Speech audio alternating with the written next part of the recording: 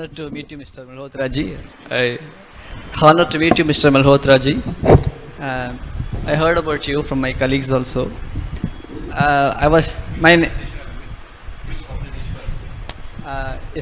ISKCON. Good. So, you know Govindji? yeah, my friend. Okay. And spoke about it. Jagannathanji? Yeah. Okay, wonderful. So the one interesting point in this is that as you recently addressed my query also, so many Westerners have come to India a lot, and they have learnt from Indian scholars sincerely and seriously, mostly with ulterior motives. In fact, Max Muller is been glorified as Moksha Mula by the great Pandits also. It's quite embarrassing irony that he did, as far as I know, he came with an ulterior motives to destroy the culture, but he is being glorified as Moksha Mula, even in the Sanskrit books of India. And I also heard that there are some, we also see in the present society also, there are many sincere Westerners also who have taken Indian culture as seriously with lot of faith, more than many Indians also. So it seems like a possibility that the Westerners can also accept Indian culture as sacred as any Indian can accept. So one, as you are asking, I don't want to give a lecture here, you are more expert in the field, so I want to hear, ask a question. I always wonder why for many centuries Indians traditionalists could not imbibe the true sacredness within the heart of the Westerners, one. And now we are seeing many Westerners also accepting, but intellectual area why we could not do, and if we can achieve that, it will solve the major battle issue. That here the Westerners who are intellectual, who are also accepting the sacredness, then it won't be like a Western or Indian battle, it rather sacredness versus unsacredness. Thank you. This is a very good question.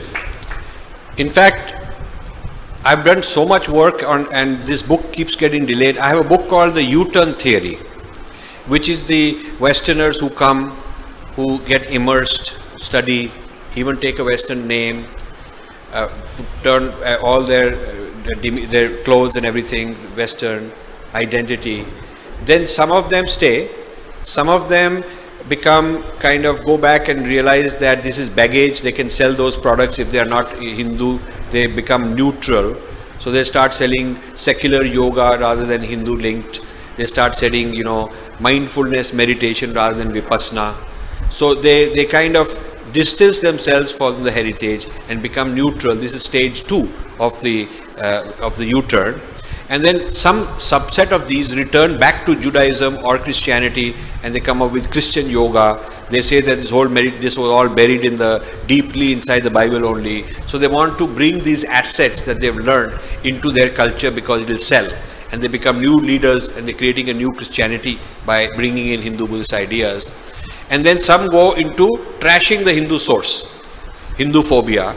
So they give a reason why I had to reject it. I can't deny that I was there for 20 years, 10 years. I had this guru, that guru.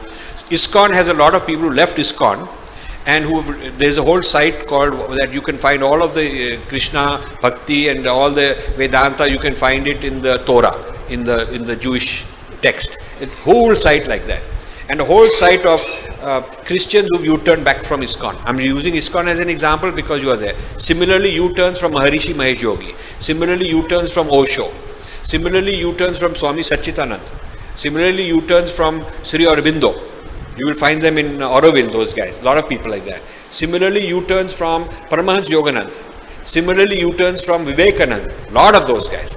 So I am writing a whole book on the effect of these gurus. Initial effect, medium-term effect, long-term effect. So J. Krishnamurti was one of the greatest in terms of influences on the West, on the cover of Time magazine. Not an easy thing for non-Westerner in those days. As the guru's guru, global guru, all kind of things they were saying. But where is the J. Krishnamurti following? Gone. I mentioned this to Sri Ji 10-15 years ago when he was saying, when I give talks, lakhs of people show up. I said, when Maharishi gave talks, tens of lakhs showed up. When J. Krishnamurti gave talks, tens of lakhs showed up. But where are they? They're gone. You don't find them anymore. So he looked at me and said, yeah, what happened? So I gave him the U-turn theory. I said, while you are here, you're doing well, there's a huge thing. But we have a problem of continuity of this. It's our problem.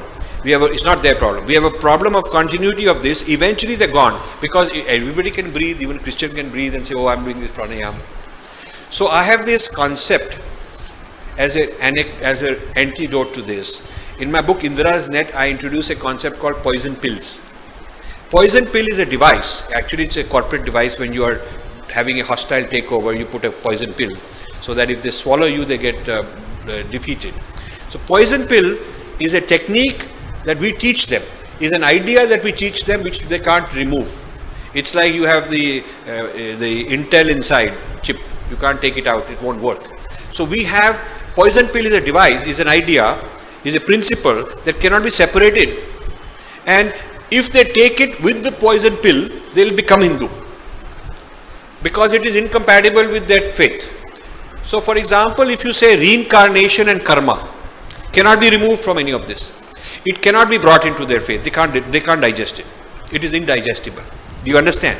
If you say Satchitanand, unity of consciousness, that I'm not some kind of there is no separation of the Paramarthika Vyavarika, the unity of Paramarthika Vyavarika is not acceptable in the Abrahamic traditions, because of the infinite gap between man and God, and this closeness, proximity, intimacy we have between us and the divine everywhere is not acceptable. It is called this idolatry. Okay, it is called all kinds of bad names. This reminds them of the pagans whom they got rid of. The pagans are the people who used to have these ideas, they got rid of them. So when you talk these ideas, they're very allergic to it. So what we have to do is we have to change the threshold of joining us, such that if they cross the threshold, they cannot be on both sides and they cannot go back. They cannot go back, because then they've crossed that threshold of consciousness, made a change. So now they are joined our tradition in such a way that they're really in it for solid. If you keep the barrier very low, you can attend a weekend class, you can attend a 1 month class, and you don't have to leave anything. You can just join. I'm just teaching you breathing, I'm teaching you tennis, and I'm teaching you swimming, I'm teaching you yoga, like that. If you keep a very low threshold, then then they are mixed up. Then they're all 1 foot here, 1 foot there. They haven't left anything. They haven't left any of their identity. They just learned some new techniques. One day they'll go back. That's the U-turn moment, when the ego wants to go back and join the old gang, the old friends and family, which are very difficult to leave in terms of identity. So the pull to go back will take them back, and what they learned here, they'll just drag it and take it as part of what they learned. So this is what our gurus did not understand. One of the gurus who was very good at this and understood it was Prabhupada, because Prabhupada would make them completely put on those clothes, shave your head, go and chant the mantra. I mean, there is no such thing as, okay, I'm just teaching you something and you can keep living your lifestyle. You got to reinvent who you are. Okay, that is why, while Prabhupada was alive, there were no U-turners. It was a very loyal ISKCON. After he died, politics and too many things happened. I don't want to get into that. But Prabhupada was an example of somebody who had enough poison pills. Either don't join, but if you join, you accept this and that and that and that, you accept all of those things. Okay, and you switch your lifestyle instantly. So this is what in other traditions they call conversion. Conversion means I'm no longer going to be that, I'm going to be joining this, and I have no compromises. I can't just be little bit this and little bit that. That's not conversion. Okay, we have a problem with many of our acharyas not wanting to convert the Westerners. I know many people who became very famous in learning ideas from Hindu gurus, who are so honest, who are saying, this was actually a Hindu idea. I learnt it. When I went to such and such guru to convert me, he said, you don't need to convert, you're okay. And so I brought it back, and this is my home, and therefore those Hindu ideas are being marketed, promoted, turned into science in the name of their culture. You see, our gurus are confused. I'll conclude with a story. My foundation used to take American school kids to Rishikesh and Haridwar during spring break in March, 2 weeks, to give them an immersion into Indian traditions. These people were so moved, young boys, white, boys and girls. They would go back, and many of them wanted to really become Hindu, they would wear the symbols, they would completely want to transform. Many of them went back, took a year off and went to spend a year in India. Some of them were really transformed. Now, after we made a couple of these trips, these kids decided to hold a reception in my house and talk about their experiences before the school teachers and the principals, because everybody was talking about them. And they invited the prominent Swami from Rishikesh, who owns one of the largest ashrams right on the water, because they had stayed with him, because he was very hospitable, and because they had a good experience of Ganga, watching the aartis, all of that stuff with him. He was on a tour, he goes every year, so they brought him, and he was sitting in a chair, nicely, big room, and all these kids were on the floor, and their parents were sitting in chairs, and school teachers, a very nice setting. And so he gave an opening talk, and these people each stood up and gave a slide presentation of their experiences. Everybody was very moved. One boy said to Swamiji, "Swamiji, I'd like to become a Hindu." He said it in front of the whole group. And listen to what happened. This will tell you the problem. So first Swamiji avoided it, because it was embarrassing. No Muslim or Buddhist or Christian would be embarrassed if somebody says, "I'd like to convert." He was embarrassed. He just wanted to change the topic. This boy was persistent. So then he says, "Swamiji, I would like you to give me a mantra.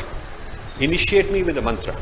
Now that's very specific, because Swamiji tried to wriggle out by saying, "Oh, you are same, it's all same, one God, we all inhale the same oxygen, we have red blood and it's all the same blood." And he was talking about all this stuff. He was ashamed of saying something distinctly ours. So, but when this guy said, "Swamiji, I'd like you to initiate me with a mantra," now that you can't wriggle out, because you can't say it's the same. So Swamiji says, "Oh, you just close your eyes and say Om Jesus." That's what he said. And the boy was so deflated, demoralized, kind of insulted, because in front of all these people, what an insult. Swamiji, I later told him, "Do you know this boy is a Jew, and the last thing you tell a Jew is Om Jesus?" What a bunch of, I'm sorry, but we have some pretty joker Swamis. I mean, we have Swamis who really don't understand. They're globalized in the sense of flying around and all that, but they really have very little understanding of the Abrahamic traditions and what is a poison pill, what is non-digestible. Yeah, why it matters a person to join a group and feel he's part of a group. Lot of Westerners told me, I've interviewed Westerners who do U-turns and asked them why. Lot of them said, I did not feel I belong because they did not give me a sense I'm one of them. They did not convert me. I wanted to be converted. I wanted them to hold me. I wanted them to say, "You are one of us. You belong. You are now one of us." Prabhupada did that when he was alive. He used to do that. If it is proven that Newton was a badmash, he was a scoundrel, then airplane will not start falling down because gravitation is gone. The nature of reality is independent of how somebody is understanding it.